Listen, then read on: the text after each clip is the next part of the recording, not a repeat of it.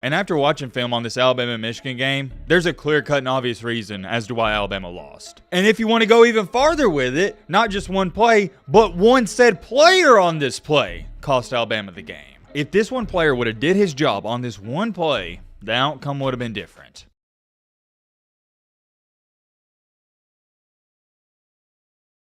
Ladies and gentlemen, boys and girls, as we all know, the CFP, the College Football Playoff, whatever you want to call it, it was in action last night. And it was flat out amazing to say the least. And from start to finish, I was highly entertained, and I think most of you were as well. I know we still got the championship to play, but was this the best semifinals in College Football Playoff history? I don't know. Let me know your thoughts on that down below. I don't want to be quick to say that because I'd have to go back at it and look at the history, but for the most part, we've known this. The semifinals haven't always been too close. Normally, you'll have one game that's pretty good and the other game's just a complete blowout. But this year, that was not the case. We had not one but two games, both of them, come down to the wire. As a matter of fact, both of them came down to the last play. And before we go any farther, let me give a quick shout out and a congratulations to the Michigan Wolverines. Clap it up, clap it up, clap it up. Great team, great ball club, and great win. And also, major shout out and congratulations to the Washington Huskies. Clap it up for them as well. I know the talk of the town is the Alabama-Michigan game, but good gosh almighty, Michael Penix Jr. in Washington, they're legit. They're the real deal. I'm not going to use the word dominated, but against Texas, they went in there and they controlled the game from start to finish. Although they had some unfortunate circumstances happen at the end of the game, it didn't matter because at the end of the day, they won. And on the flip side for Alabama and Michigan in the legendary Rose Bowl, we all saw what happened. And don't get me wrong, I enjoyed the Washington versus Texas matchup, but that Alabama-Michigan game, it was the best game and it wasn't even close, at least in my humble opinion. I knew after the first play where J.J. McCarthy almost threw that interception, it was going to be one of those types of games. And as the games were wrapping up late last night, I'm talking about extremely late last night, and then I also had to make the videos, edit them, post them. I watched it a little bit film, but I said, all right, I'm extremely tired. I'm going to wake up tomorrow morning, which is the following day, Tuesday, and I'm going to watch or rewatch this Alabama-Michigan game. And after watching film on this Alabama-Michigan game, there's a clear-cut and obvious reason as to why Alabama lost. You're going to have various different opinions out there, and everybody's going to attribute it to whatever they want to.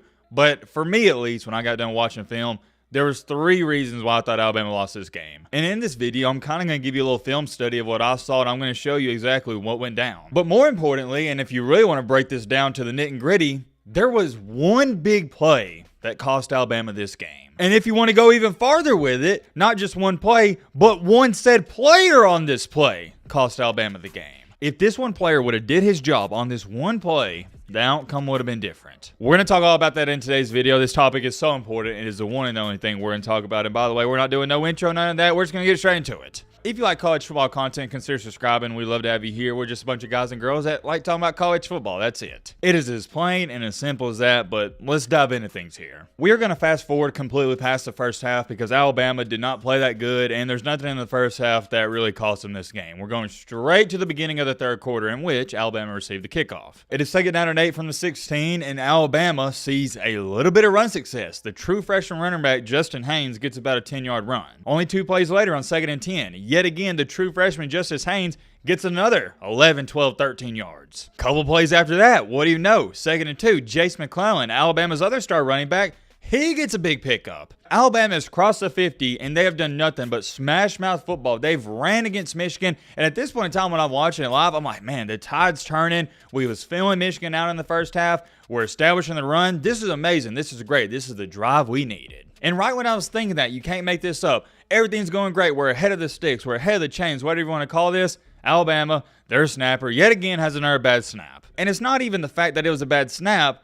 Milroe wasn't even ready for it. So what happens? He has to fall on it, and now it's 2nd and 20. And yeah, mistakes happen, but those are mistakes you make in middle school football. And even at that, that's not excusable at the middle school level. And we're not talking about middle school football. We're not talking about even just college football. We're talking about the top 4 teams in the nation in the playoffs still having snapping problems. Good gosh almighty, but hey, no big deal, right? Mistakes happen. It's not what happens to you in this life, it's how you respond to it. And how did we respond? Literally, on the next play, another bad snap. And that's what frustrates me the most as a fan. If it's 1st and 10 and we run the ball and Michigan stops us, I'm not even mad because they stopped us. We didn't stop ourselves. What hurt Alabama so much in this game is they just continued to shoot themselves in the foot. And it wasn't just the bad snaps, it was also false starts. Those were drive killers, and also the sacks. And we'll get to that in just a second, a little foreshadowing here. But anyways, getting back on track here. So after the terrible snap on second down, it's now 3rd down and 30, and there's not too many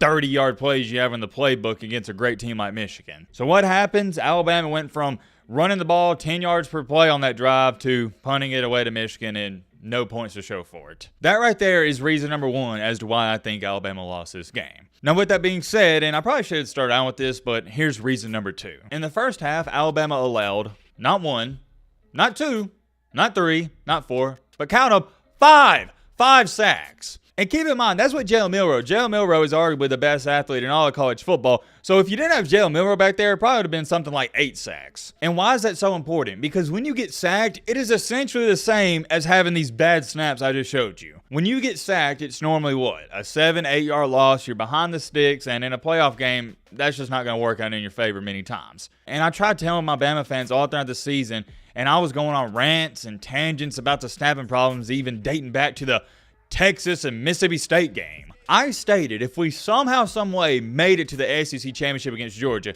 and if we somehow, some way made it to the playoff, it's going to come back to bite us in the butt, and it did. And I'll address that more in a second, but going back to the sacks here, look, you just can't allow that many sacks, and you got to block better. The Alabama offensive line was not great this year. They were good at times, but they're pretty mediocre for a Nick Saban offensive line. I think we allowed, what was it this year in total? Was it something like 48 or 49 total sacks? It was utterly ridiculous. Even USF, remember that game, the close game?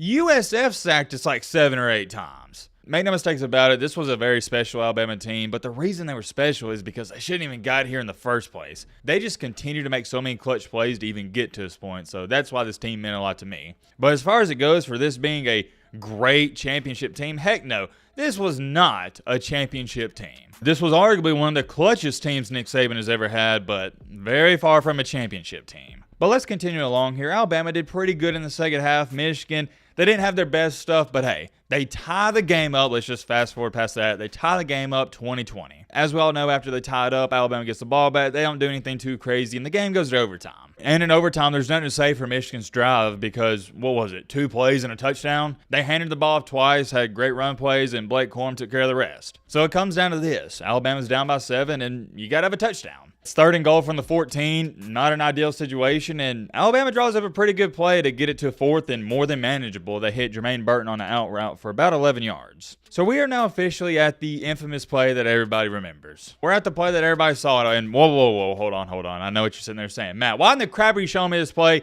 I know what happened. Jalen Milroe, he ran it up the middle for 0 yards. It was a terrible play call, terrible design, blah, blah, blah. That's all I've seen all these casuals write on Twitter. How it was a terrible play call, and they're laughing at Alabama for the play. And even when the play happened, I remember seeing it live, and y'all saw my live reaction, but I was thinking to myself, something looked off there. It almost looked like Jalen Milroe tripped, and also I thought he hit the wrong hole. Well, come to find out after I broke down this play, there's a reason why Jalen Milroe rushed for 0 yards here. To all these casuals out here that are stating, oh, it was a terrible play call, you are sadly and highly mistaken. We had an outstanding play call here, and also we had an outstanding look, and that's the difference. You can have a great play call, but sometimes you don't get a good look because the defense calls a different coverage. Well, what made this such a great play call, I know it didn't work, but it was still a good play call, is when we sent this guy in motion, it eliminated another Michigan defender. And I'll show you this angle. This is from the back. So this is the best view. You're going to get the view of Jalen Milroe here. And I think Tim Hasselbeck, he drew this on ESPN, but I'll just use his drawing because it's really good. This is a signature quarterback power play, and it's also a play that Alabama ran multiple times in the game, and it worked. And for starters, let me throw this in here. I don't know if some of y'all peeped this. It was yet again another terrible and piss poor snap. This is the final play in the game, and Milroe is having to pick the ball off of the ground. Thankfully, Milroe's a great athlete, and it didn't affect the play too much, but just the fact you got to take your eyes off of the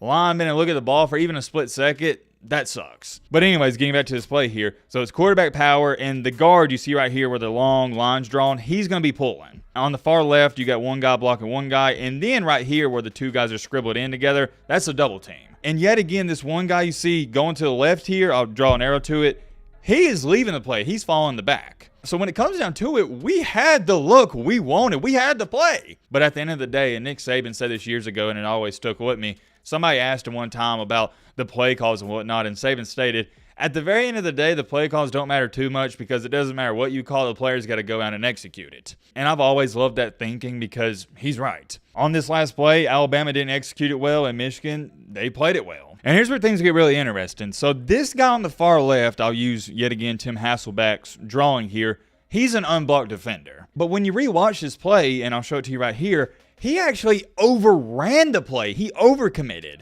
And essentially speaking, I think he took himself out of the play. He was a non-factor. And with this guard pulling here, all Milroe had to do, and it's what he should have done, it's the play call, is you follow your blocker. And as you can see right here, this blocker's coming around. This one guy on the left here, he's overran the play. He's taken himself out.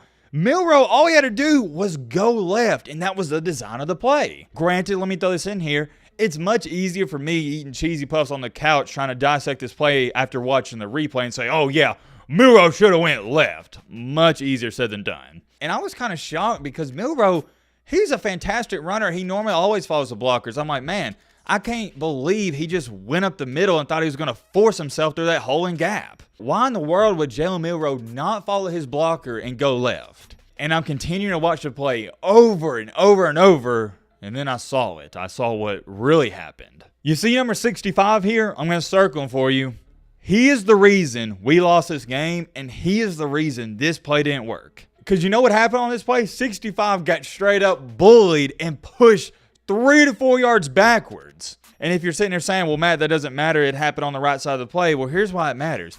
Because Jalen Milroe, the reason he got stuffed isn't because he got tackled. It's because he tripped over him. He tripped over 65's legs. That's why this play looks so messed up and funky, because Jalen Milroe just straight up tripped over his own offensive lineman. And it's not Milroe's fault because the offensive lineman shouldn't have got bullied that bad. And here's the thing, and I firmly believe this. If Milroe doesn't get tripped up there, I think he goes straight like he did, but he cuts it out left. Because he knew he had that unblocked guy on the left, so he couldn't go directly left. You got to go straight and then follow the blocker. And I hate to put it on one guy here, but that's what it comes down to. It's the reality of the situation. That offensive lineman blocks at least 50% better than what he did on the play. I think Milroe walks this thing in, and we're going to double overtime. And it is what it is. It's not like Alabama would have won the game on the play. You still had to go to double overtime. But to me, at least, I couldn't get over, and I still can't get over how fascinating that last play really was when I broke it down. There's much more to it than saying, oh, yeah, Alabama just tried to run the ball up the middle and got stuffed. They didn't get stuff. Jalen Milroe didn't even get tackled. He just tripped. And you can critique the play call you want because it didn't work, but that was a fantastic play call, at least in my humble opinion. And the crazy part is Alabama runs that play 10 more times. It probably works 9 out of 10 times. It just didn't happen to work there. All in all, though, great game. And like I've always said, football is a game of inches. And Milroe's 3 to 4 inches from not tripping over that guy's leg, his own offensive lineman, and walking that thing in the end zone. Heck of a game, though. Yet again, congratulations to Michigan. Congratulations to the Michigan fan base. I'm happy for y'all. It sucks that,